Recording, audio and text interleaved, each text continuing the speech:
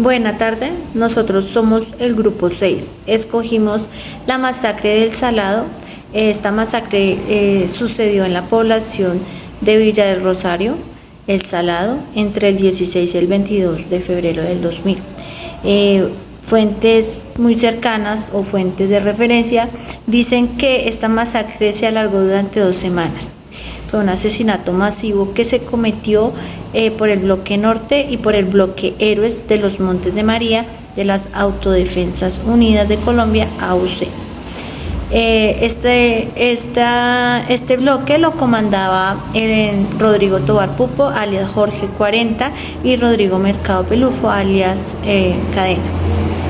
La acción criminal que se cometió en El Salado consistió en torturas, desgollamientos, decapitaciones y violaciones de un número aún sin determinar de personas, de campesinos indefensos de esta zona. Entre ellos, pues tristemente se cuenta que hay una niña de 6 años y una mujer de 65. En un principio se habló de entre 30 y 60 personas asesinadas, pero pues en junio del 2008, según estadísticas y según investigaciones de la Fiscalía, se determinó que fueron más de 100 personas. Tristemente sucedió esto aquí en nuestro país, en Colombia. Los principales autores pues, fueron los paramilitares. La matanza fue preparada por al menos 450 hombres pertenecientes a ese grupo paramilitar, que además pues, de hacer daño a los campesinos de esta zona, destrozaron las casas, el comercio, y pues hicieron un sinfín de atrocidades a esta población. Obviamente, partiendo de contar toda esta historia y todo este atroz masacre que hubo en El Salado, pues obviamente el impacto que generó en el pueblo fue tremendo, y no solo en el pueblo sino en Colombia, pero sobre todo en las personas que vivieron dicha masacre, que fueron torturados, que fueron violados, que fueron degollados por grupos paramilitares, por querer poder, por querer tierra. Cometen ese tipo de crímenes, de masacres, marcando la historia de nuestro país. Claro está, marcaron la historia de nuestro país porque hubo un antes y un después de esta masacre del Salado. La primera pregunta es, ¿por qué ocurrió la masacre?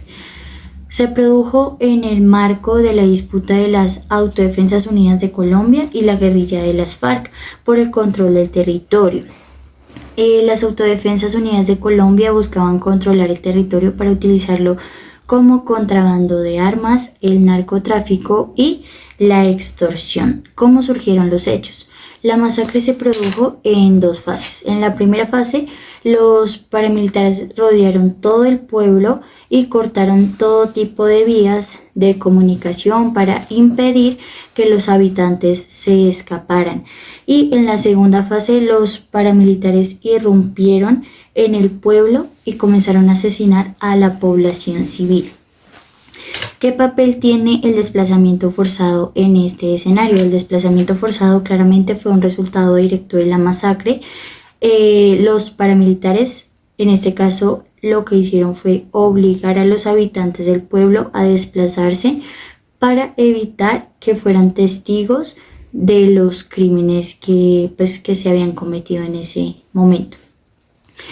En resumen, la masacre de Salado fue un acto grandísimo de violencia perpetrado por las Autodefensas Unidas de Colombia en el marco de la disputa por el control del territorio. La masacre tuvo un impacto devastador en la comunidad del Salado, que se vio obligada a desplazarse claramente de su pueblo. Muchísimas gracias.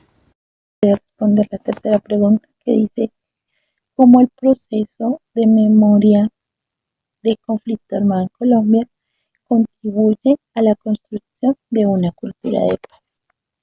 Bueno, pues es importante reorganizar la idea de la memoria histórica en Colombia y reconocer que es fundamental para impedir que la sociedad niegue pues lo vivido durante la guerra y el conflicto que ha sufrido nuestro país, y que permita la construcción de la historia a través de diversas perspectivas y experiencias. pues en primer lugar es importante destacar que la memoria histórica no se trata simplemente de recordar los hechos pasados, sino de comprenderlos desde una variedad de voces y puntos de vista diferentes. Entonces, esto implica involucrar pues, a todas las víctimas afectadas por el conflicto, incluyendo pues también excombatientes, comunidades marginadas y pues otros actores relevantes. Al hacer esto se puede obtener una visión mucho más completa y precisa de lo que realmente ocurrió durante el conflicto.